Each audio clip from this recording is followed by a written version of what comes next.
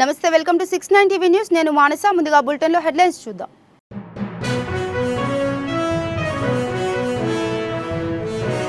వినియోగదారులకు, విద్యార్థులకు రుణాలు వచ్చే విధంగా బ్యాంకు ప్రతినిధులు సహకరించాలి. బంజారాహిల్స్ లో అగ్రసేన్ కోఆపరేటివ్ బ్రాంచ్ ను ప్రారంభించిన డిప్యూటీ సీఎం బట్టి.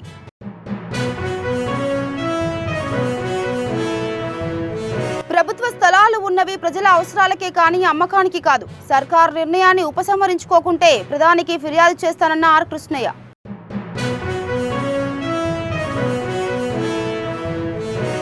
సీఎం చంద్రబాబు నాయుడు సమక్షంలో హడ్కో, సిఆర్డీఏ మధ్య కుదిరిన ఒప్పందం. రాజధాని నిర్మాణాలకు 11,000 కోట్లు రుణంగా అందించనున్న హడ్కో.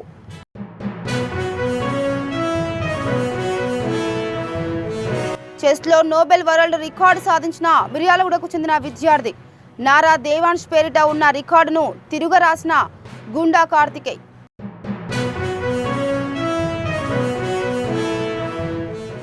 రైట్, ఇక డీటెయిల్స్కి వెళ్తే వినియోగదారులకు, విద్యార్థులకు సరళమైన పద్ధతుల్లో రుణాలు వచ్చే విధంగా కోఆపరేటివ్ బ్యాంకు ప్రతినిధులు చూడాలని ఉప ముఖ్యమంత్రి బట్టి విక్రమార్క అన్నారు.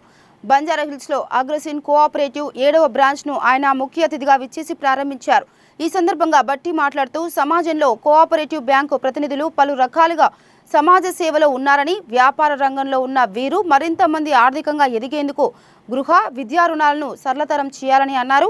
వినియోగదారులకు నాణ్యమైన, మెరుగైన సేవలు అందించాలని సూచించారు. Cooperative bank with 950 crores deposit, the bank is really doing good service to the community and also the traders, and it is also doing service not only the business community, even to the professionals also.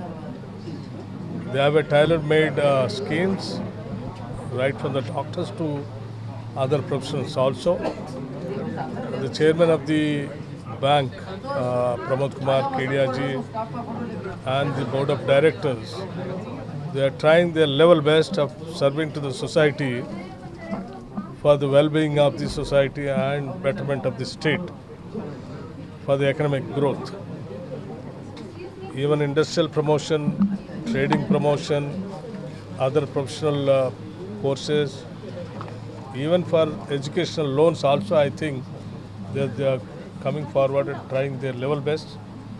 Even for the housing also they are doing. I really appreciate the Agrasen Cooperative Bank to flourish and to good service even in the coming future years also. And I wish them all the best.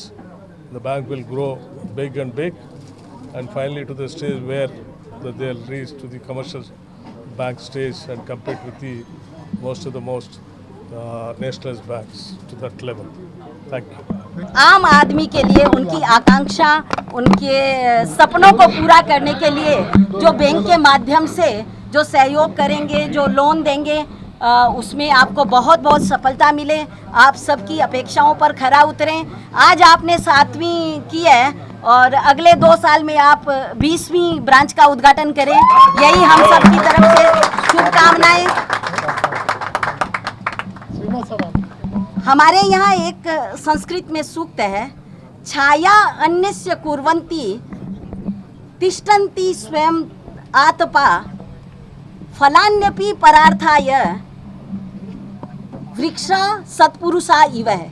यानी जो सत्पुरुष और पेड़ एक जैसे होते हैं, जो खुद गर्मी सहन करते हैं और दूसरों के लिए छाया देते हैं और फल भी दूसरों के लिए देते हैं, वैसे ही अग्रसेन बैंक का पूरा बोर्ड ऑफ डायरेक्टर निस्वार्थ भाव जो सेवा समाज के लिए, आम जनता के लिए कर रहा है, इसके लिए उनको बहुत बहुत बधाई और उनके बहुत मंगलमय भविष्य की शुभकामनाएं।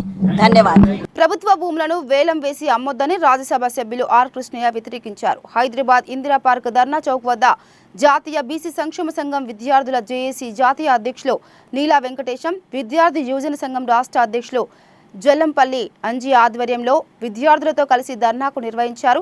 ఈ సందర్భంగా ఆయన మాట్లాడుతూ ప్రభుత్వ స్థలాలు ప్రజల అవసరాలకు, పేదల ఇండ్లు కట్టుకోవడానికి, ప్రభుత్వ హాస్టల్స్ కొరకు వినియోగించాలన్నారు.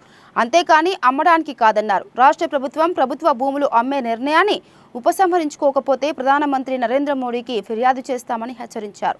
వెంటనే ప్రభుత్వ హాస్టల్, గురుకులాలకు స్థలాలు కేటాయించి సొంత భవనాలు నిర్మించాలని డిమాండ్ చేశారు. ఎస్టీ కాలేజ్ హాస్టళ్లకు సొంత భవనాలు నిర్మించాలని, అదేవిధంగా కాలేజ్ హాస్టల్ విద్యార్థులకు నెలకు గర్ల్స్కు 1000 రూపాయల ప్యాకెట్ మనీ, బాయ్స్కు 500 రూపాయల ప్యాకెట్ మనీ ఇవ్వాలని డిమాండ్ చేస్తూ ఈరోజు వేలాది మందితో పెద్ద ఎత్తున ధర్నా చేయడం జరిగింది. అదేవిధంగా విద్యార్థులకు కోర్స్ అయిపోయిన తర్వాత మళ్ళీ ఊళ్ళలోకి పోయి చదువు మానుకుంటున్నారు. అందుకే కోర్స్ అయిపోయినాక 2 సంవత్సరాలు స్టడీ సర్కిల్లో కోచింగ్ ఇప్పించి వాళ్ళకి జాబ్లో లేదా ఏదైనా ఉపాధిలో సెటిల్ అయ్యే వరకు కూడా ప్రభుత్వం సపోర్ట్ చేయాలని చెప్పి ప్రభుత్వం వసతి కల్పించాలని డిమాండ్ చేస్తున్నాం. ఈరోజు రాజ్యసభ సభ్యులు బీసీ సంఘం జాతీయ అధ్యక్షులు ఆర్ కృష్ణ గారి ఆధ్వర్యంలో వేలాది మంది విద్యార్థులు ఈరోజు ఇందిరా పార్క్ దగ్గర ధర్నా చేయడం జరిగింది. ముఖ్యంగా ఈ ప్రభుత్వం హాస్టల్ విద్యార్థులకు 3 సంవత్సరాల నుంచి రెంట్లు ఇవ్వడం లేదు, తక్షణమే విడుదల చేయాలని. రెండోది, ఈరోజు ఫీజు రియంబర్స్మెంట్ ఒక అద్భుతమైన స్కీమ్ని ఆర్ కృష్ణన్న 5 రోజులు అమర నిరాక్ష పెట్టడం జరిగింది. దాని నిబంధన ఎత్తేసి బీసీ విద్యార్థులు ఇంజనీరింగ్, ఎంబీఏ, ఎంసీఏ, పీజీ చదువుకున్న విద్యార్థులందరూ కూడా పూర్తి ఫీజులు ఇవ్వాలని. రెండోది, హాస్టల్ విద్యార్థులకు కాస్మెటిక్ ఛార్జెస్ ఇవ్వాలని. రెండోది, ఇంటర్ డిగ్రీ చదివే విద్యార్థులకు పక్క రాష్ట్రాల్లో 20,000 స్కాలర్షిప్ ఇస్తారు. ఈ ప్రభుత్వము 5,500నే ఇంకా 3 సంవత్సరాల నుంచి ఇవ్వడం లేదు. ఈరోజు డిగ్రీ, ఇంజనీరింగ్ చదువుకునే విద్యార్థులు పై కోర్సులు పోవాలన్నా, వాళ్ళు జాబ్స్కి వెళ్ళాలన్నా ఈ పెండింగ్ స్కాలర్షిప్ ఇవ్వకపోతే విద్యార్థులు చాలా ఇబ్బంది పడి రక్తాలు అమ్ముకునే పరిస్థితి ప్రభుత్వం చేస్తూ ఉంది. ఈరోజు ఇదే నా ప్రజాపాలన అంటే. ఈరోజు ప్రజాపాలన అంటే ముఖ్యమంత్రి ప్రమాణం చేసేటప్పుడు విద్యార్థి నిరుద్యోగులు గత ప్రభుత్వం విస్మరించింది, విస్మరించకుండా వాళ్ళకే ప్రాధాన్యం ఇస్తామని చెప్పింది. ఇదే నా ప్రాధాన్యం అని చెప్పి మేము సూటిగా ప్రశ్నిస్తున్నాం. తక్షణమే రాష్ట్ర ప్రభుత్వం పెండింగ్లో ఉన్న ఫీజు రియంబర్స్మెంట్, స్కాలర్షిప్ విడుదల చేసి హాస్టల్ విద్యార్థులకు సొంత భవనాలు కట్టాలని చెప్పి డిమాండ్ చేస్తూ ఉన్నాం. ఈరోజు ప్రభుత్వ భూములు రేపు భవిష్యత్ తరాలకి లేకుండా ఈరోజు 1000 కోట్లకు మీరు అమ్ముతా ఉన్నారు. ఈరోజు ఆ 1000 కోట్లకు విద్యార్థుల భవిష్యత్తు నాశనం చేయడానికేనని చెప్పి మేము అడుగుతా ఉన్నాం. ముఖ్యమంత్రి నారా చంద్రబాబు నాయుడు సమక్షంలో హడ్కో, సిఆర్డీఏ మధ్య ఒప్పందం జరిగింది. ఉండవల్లి నివాసంలో జరిగిన ఈ కార్యక్రమంలో మంత్రి నారాయణ, హడ్కో సీఎండీ సంజయ్ కుల్ శ్రేష్ఠ, మున్సిపల్ శాఖ అధికారులు పాల్గొన్నారు. ఈ ఒప్పందం మేరకు రాజధాని నిర్మాణాలకు హడ్కో 11,000 కోట్లు రుణంగా అందించనుంది. జనవరి 22న ముంబైలో జరిగిన హడ్కో బోర్డు సమావేశంలో నిధుల మంజూరుకు అంగీకారం తెలిపారు. నల్గొండ జిల్లా మిర్యాలగూడలో గుండా కార్తికేయ అనే విద్యార్థి నోబెల్ వరల్డ్ రికార్డు సాధించాడు. 9 గంటల 40 నిమిషాల్లో 180 బోర్డులపై చెక్మెట్లు చేసి Nobel book of world record సాధించాడు. యాద్గార్పల్లిలోని డైమండ్ చెస్ అకాడమీ ఆధ్వర్యంలో ఏర్పాటు చేసిన కాంపిటీషన్లో వరల్డ్ రికార్డు ఘనత సాధించాడు.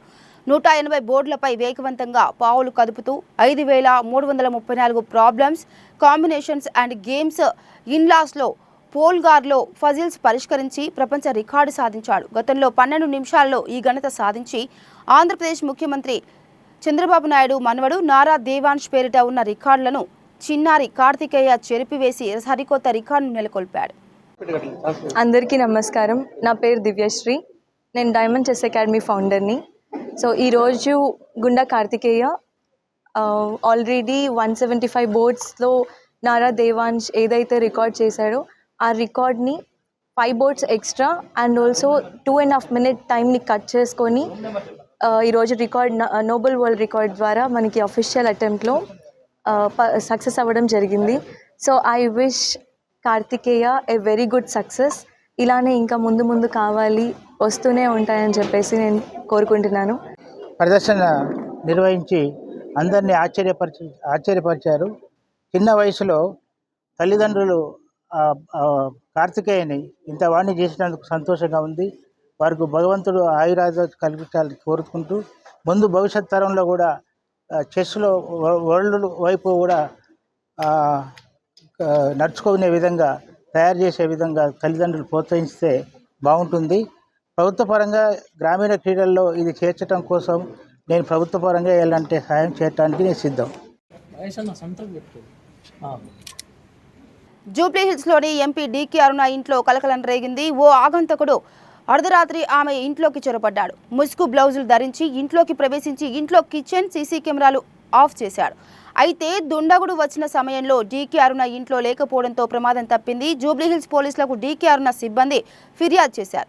కేసు నమోదు చేసుకున్న పోలీసులు దర్యాప్తు ప్రారంభించారు. మరోవైపు ఆగంతకుడు తన ఇంట్లోకి చొరబడిన ఘటనపై డీకే అరుణ స్పందించారు. తనకు భద్రత పెంచాలని ప్రభుత్వాన్ని కోరారు. ట్యాంక్ బండిపై చాకలి ఐలమ్మ విగ్రహం ఏర్పాటు చేసి పోరాట స్ఫూర్తిని కొనసాగిస్తామని రాష్ట్ర ఫిషరీస్ ఫెడరేషన్ చైర్మన్ మెట్టు సాయి కుమార్ అన్నారు. హైదరాబాద్ బాగ్లింగంపల్లిలోని సుందరయ్య విజ్ఞాన కేంద్రంలో రజక ఫిషర్మెన్ సొసైటీల కమిటీ రాష్ట్ర అధ్యక్షులు రాజీవ్ కుమార్ రజకుల ఆత్మ గౌరవ సభ కార్యక్రమాన్ని నిర్వహించారు. ఈ సందర్భంగా వారు మాట్లాడుతూ నాటి నుండి నేటి వరకు శ్రమ చేసే యంత్రాలుగా పనిచేస్తూ అభివృద్ధికి నోచుకొని రజక కులాన్ని కొన్ని కులాల వారు అణచివేస్తున్నాయని ఆవేదన వ్యక్తం చేశారు. భారత రాజ్యాంగంలోని ఆర్టికల్ 23 ప్రకారం కేంద్ర రాష్ట్ర ప్రభుత్వాలు శ్రమ దోపిడీ జరగకుండా తగిన చర్యలు తీసుకోవాలని అన్నారు. మార్పును తీసుకువద్దాం. మన కోసం కాకుండా భావితరాల కోసం మనం ఒక అడుగు ముందుకు వేద్దాం. తరాలు మారినా తలరాతలు మారలేదు. కారణం మనలో ఐక్యత లోపం. జాతి కోసం మనం జాతికి వేద్దాం.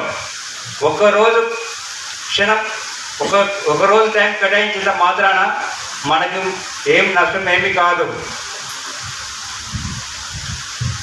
కోసం మనం మారకపోతే ఇక మనం మార్పు చెందడం చాలా కష్టం. ఇప్పుడున్న ప్రభుత్వం రజకుల పక్షపాతి, రజకులంటే చాలా ఆత్మీయతగా చూస్తున్న ప్రభుత్వంగా నేను చాలా గమనించినాను. మెట్టు సాయం దగ్గర పోయినా, ముఖ్యమంత్రి దగ్గర పోయినా కూడా కలవడానికి సులువుగా అవకాశం కల్పించారు. ఎదురకుండా ముఖ్యమంత్రి దగ్గర పోవాలంటే ప్రగతి భవన్ గేట్ కూడా దాటకపోయేది. ఒకవేళ దాటినా కూడా 1/2 కిలోమీటర్ దూరంలో డిస్టెన్స్లో చూడడానికి తప్ప కానీ కలవడానికి అవకాశం లేదు. ఇప్పటి వరకు ముఖ్యమంత్రిని 5 టైం కలిసినాం. 5 టైం ఒకటే మాట చెప్పాను, మీకేం కావాలో కోరుకోండి, నేను ఖచ్చితంగా నెరవేరుస్తాను. మరి ఏ కులం, కులాన్ని కోసం కులం పేరు చెప్పుకోవడం కోసం మీరు ఎప్పుడు కూడా పైకి రాలేరు, రాకి వచ్చడం ఉండదు. కులం గురించి మన నోటి ద్వారా మనం చెప్పకపోతే ఎప్పుడు కూడా ఆ కులానికి మనం మేలు చేసే వాళ్ళం కానే కాదు. నేను చెప్తున్నప్పటి నుంచి రాజీవ్ గారి చైతన్య గారికి మనము ఏమి చేసినా కూడా ఒక అడుగు ముందుకు చేస్తుండాలి.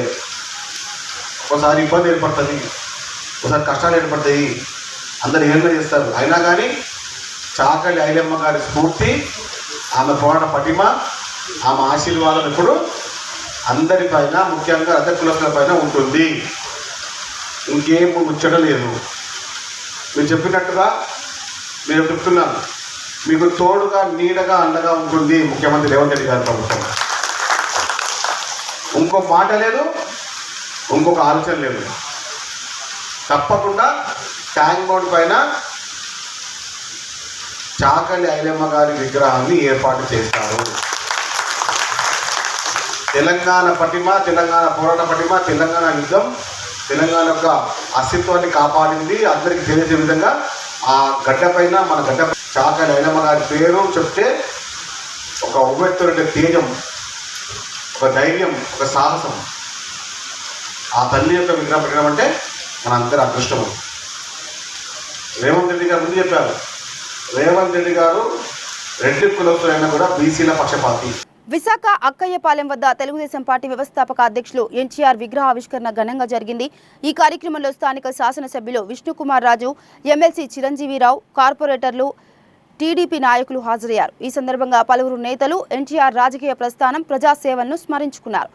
ఈ సందర్భంగా నాయకులు మాట్లాడుతూ తెలుగుదేశం పార్టీ బలంగా ముందుకు సాగేందుకు ప్రతి ఒక్కరూ కృషి చేయాలని పిలుపునిచ్చారు.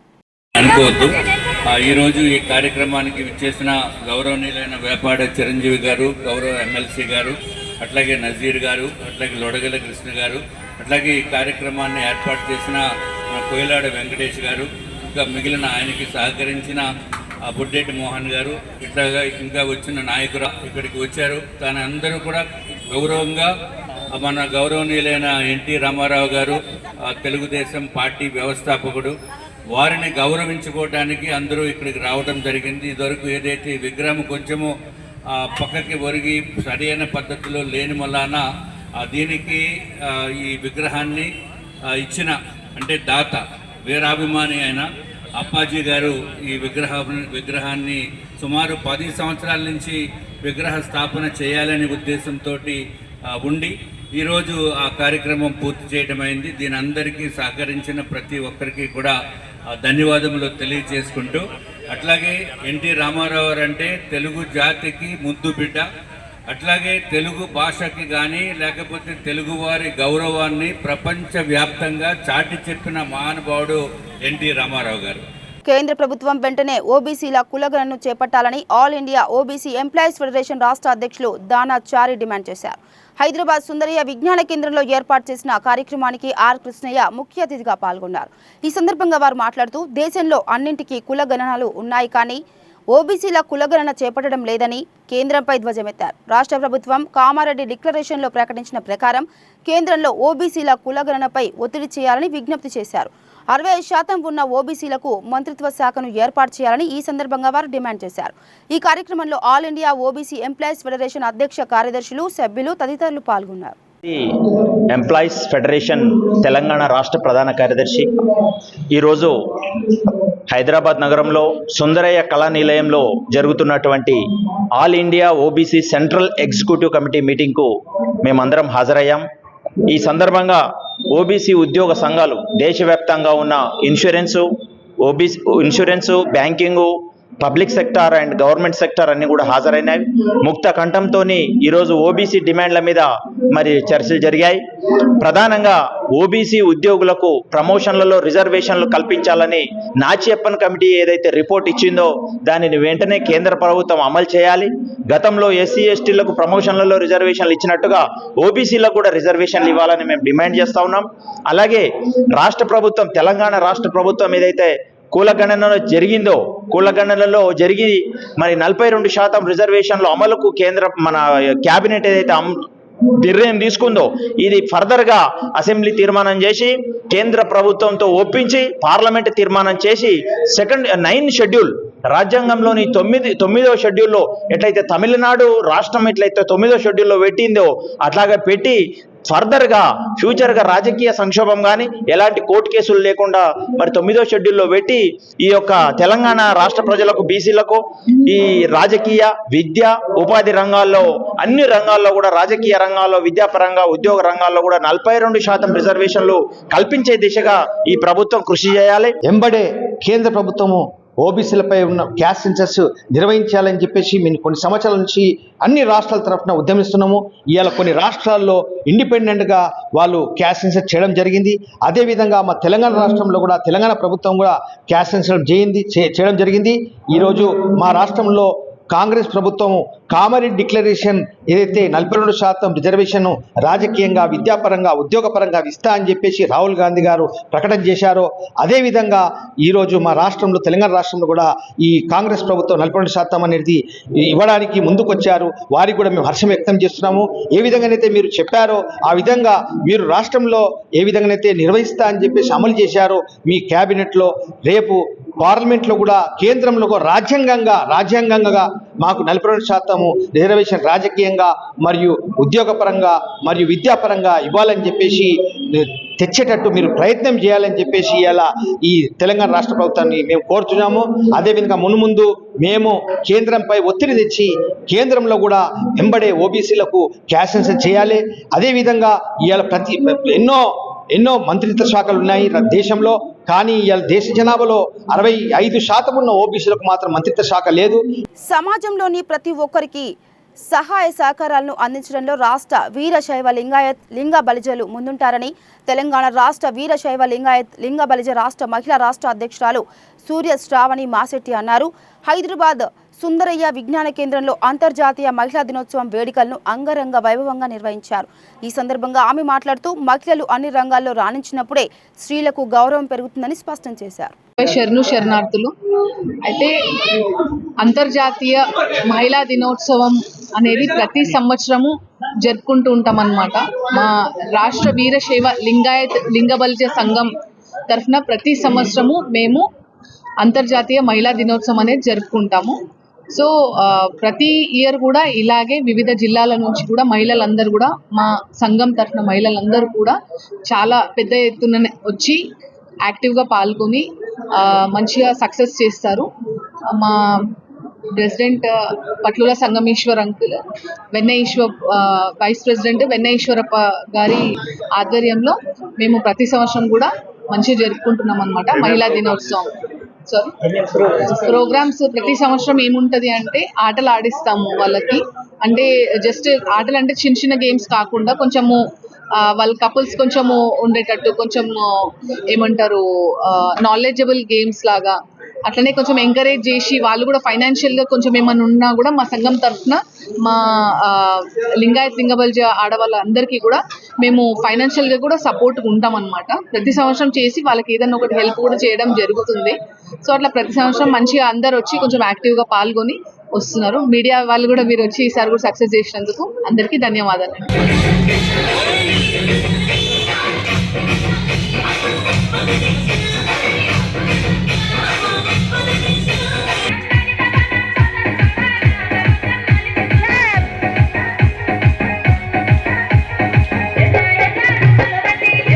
పెట్టడం జరిగిందో ఇది ఎవరు నమ్మినా టోర్నమెంట్ గత ఏడాది టోర్నమెంట్ ఏదైతే ఉందో దిగ్విజయంగా వండర్ఫుల్ గా బ్లాక్ బస్టర్ గా జరగడానికి కారణాలు మూడే మూడు. దేశంలో డయాబెటీస్ తో బాధపడుతున్న వారి సంఖ్య నానాటికి పెరుగుతుండటం ఆందోళన కలిగిస్తున్నదని ప్రముఖ వైద్యులు వసంత్ కుమార్ అన్నారు. జూబ్లీహిల్స్ లోని దశపల్లా హోటల్లో డే సొసైటీ ఆధ్వర్యంలో చిన్న పిల్లల్లో వచ్చే డయాబెటీస్ పై ఆయన అవగాహన కార్యక్రమం నిర్వహించారు.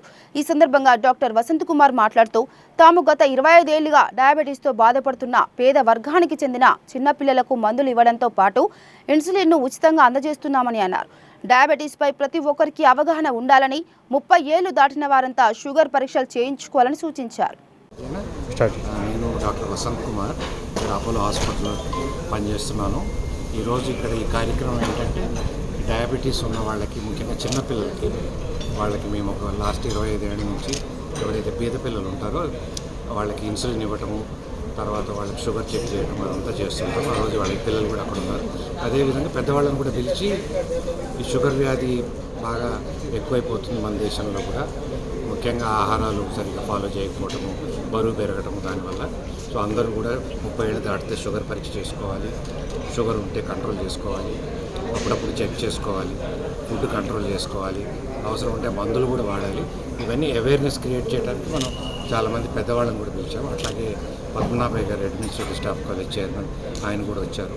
దాంతోపాటు రోటరీ క్లబ్స్ నుంచి కూడా పెద్దవాళ్ళు వచ్చి, ఎందుకంటే వాళ్ళతో మాట్లాడితే వాళ్ళు మనకి మిగతా వాళ్ళకు కూడా ఇన్ఫర్మేషన్ పోతుంది, ప్రజల్లో ఇది అందరికీ చేరాలని మా ఉద్దేశం. ముఖ్యంగా షుగరు, బీపీ వల్ల చాలా రకాల జబ్బులు వస్తున్నాయి, హార్ట్ మీద, కిడ్నీస్ మీద అందరం మనం వింటూనే ఉంటాము. కాబట్టి మనం ఉందా లేదా ముందు తెచ్చుకోవాలి, ఉంటే దానికి మందులు వాడటము, జాగ్రత్తగా ఉండటము, అవసరం ఉన్నప్పుడు డాక్టర్స్ పెట్టుకోవటము, ఇటువంటి విషయాల్లో ఏమాత్రం అశ్రద్ధ చేయకూడదు. ఆ అవేర్నెస్ క్రియేట్ చేయడానికి ఈ ప్రోగ్రామ్ వస్తుంది. ఈ అవేర్నెస్లో ప్రోగ్రాంలో ఎంతమంది పాల్గొన్నారు? ఇవాళ ఒక 100 మంది వచ్చారు. దాంట్లో చిన్న పిల్లలు కూడా ఉన్నారు, వాళ్ళ తల్లిదండ్రులు ఉన్నారు. సో రోటరీ క్లబ్స్ ప్రెసిడెంట్స్ వచ్చారు. సో వాళ్ళతో మాట్లాడితే వాళ్ళు రోటరీ క్లబ్లో కూడా ఈ విషయాన్ని చెప్పి అందరికీ ఈరోజు పరీక్షలు కూడా చేశాం మనం వచ్చిన వాళ్ళందరికీ. షుగర్ ఉన్నా లేకపోయినా చిన్నపిల్లలు ఎందుకు సార్ ఎక్కువ? చిన్నపిల్లల్లో మనకి ఇప్పుడు ఎందుకు వస్తుందని మనకు కరెక్ట్గా తెలియదు. ఇప్పుడు పెద్దవాళ్ళకంటే మనం చెప్తున్నాం వెయిట్ ఎక్కువ ఉంటే జెనెటిక్గా తల్లిదండ్రులకు ఉన్న రావచ్చు. చిన్నపిల్లల్లో కొన్ని వైరల్ ఇన్ఫెక్షన్స్ వాటి వచ్చిన తర్వాత ఆ ప్యాంక్రియాస్ దెబ్బతిని వస్తుంది. వాళ్ళు ఎంత చిన్నపిల్లైనా కావచ్చు. ఇక్కడ 3-4 ఏళ్ళ వయసు వాళ్ళు కూడా ఉన్నారు. వాళ్ళు రోజుకి 3-4 సార్లు ఇన్సులిన్ తీసుకోవాలి. ఇన్సులిన్ అంటే మనం ఇక్కడ బాడీలో గుచ్చుకొని తీసుకోవాల్సింది. షుగర్ కూడా చెక్ చేసుకోవాలి. ఈ విషయం చాలామంది తెలియదు. మనం ఇక్కడ ముఖ్యంగా ఏంటంటే ఈ పాపం చాలామంది పేదవాళ్ళు మీరు చూసుకుంటారు, వాళ్ళకి మనం ఇన్సులిన్ ఇవ్వకపోతే వాళ్ళు కొని ఇవ్వలేరు. ఒక్కరోజు కూడా వాళ్ళు ఇన్సులిన్ తీసుకోకపోతే బ్లడ్ షుగర్ 400-300 పైన పెరిగిపోతుంది, తర్వాత ప్రాబ్లమ్స్ కూడా వస్తాయి. సో కాబట్టి వాళ్ళని మనం ఎప్పుడు చూసుకుంటుంటాం. ఇన్సులిన్ ఇవ్వటము, గ్లూకోమీటర్ ఇవ్వటమే కాకుండా తల్లిదండ్రులు నేర్పడము, ఆహారం విషయాన్ని చెక్ చేసుకోవడం. ఇక బులెటిన్ ముగించే ముందు హెడ్లైన్స్ మరోసారి.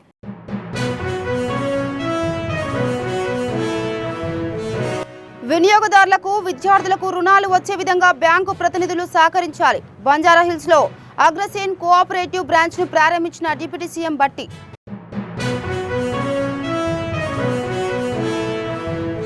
ప్రభుత్వ స్థలాలు ఉన్నవి ప్రజల అవసరాలకే కానీ అమ్మకానికి కాదు. సర్కారు నిర్ణయాన్ని ఉపసంహరించుకోకుంటే ప్రధానికి ఫిర్యాదు చేస్తానన్న are Krishnaiah.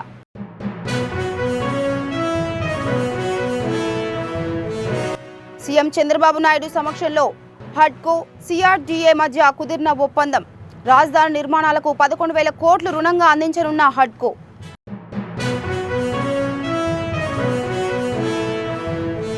చెస్లో Nobel world record సాధించిన మిర్యాలగూడకు చెందిన విద్యార్థి నారా దేవాంశ్ పేరిట ఉన్న రికార్డును తిరుగరాసిన గుండా కార్తికేయ్.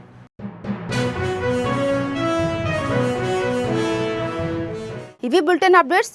మరో బులెటిన్తో మళ్ళీ కలుద్దాం. అంతవరకు చూస్తూనే ఉండండి 69 టీవీ న్యూస్. నమస్తే.